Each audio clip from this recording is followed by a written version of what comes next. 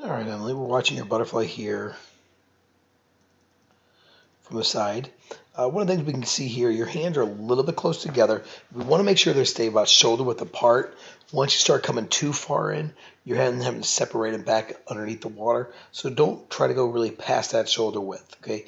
Keep your hands entering right at shoulder width apart. As we start that stroke here,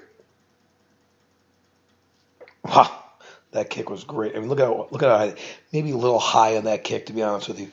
But I love the fact that you got good, strong power, so that's excellent. All right, I want to get back to that breath here.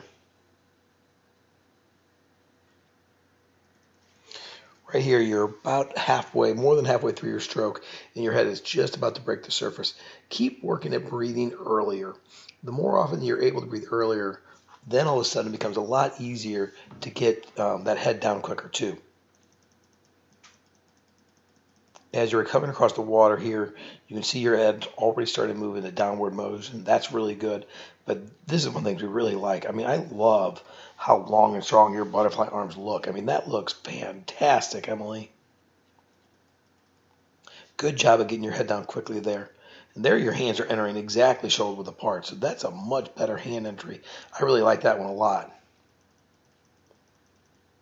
Good kick. Not quite so big there.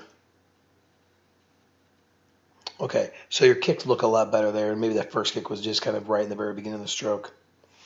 Here's another view of just your first breath. You can see your eyes are starting to come up, and you're really almost underneath your stomach there. So that's where we're talking about being a little bit late. You want your hands, right as they start to get that stroke, get your head up a little bit earlier.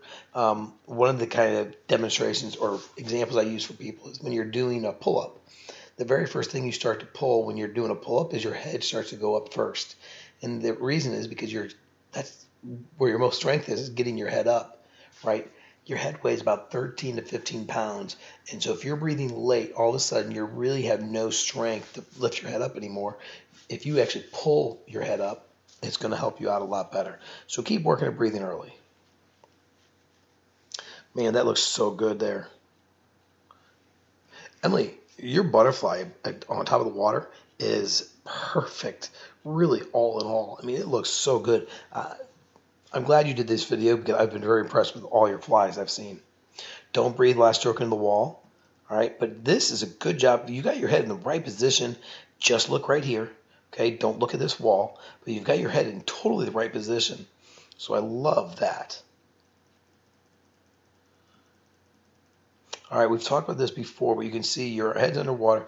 Look how straight arm that is. We really want to work on making sure we bend that elbow to drive that hand right behind your hip or right behind your head. Okay, so work on just driving that hand by bending that elbow.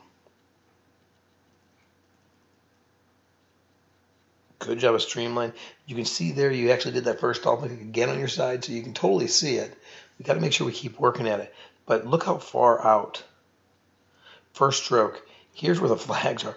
You're a good body length and a half past those flags already. That's fantastic. So good, so good, so good. And even better, you didn't breathe the last stroke or the first stroke off your start. You did breathe last stroke into your turn, but you didn't breathe the first stroke off your start. So that's perfect. And again, you have such a good body line there as well. First or second or third stroke there with a breath. Way to go.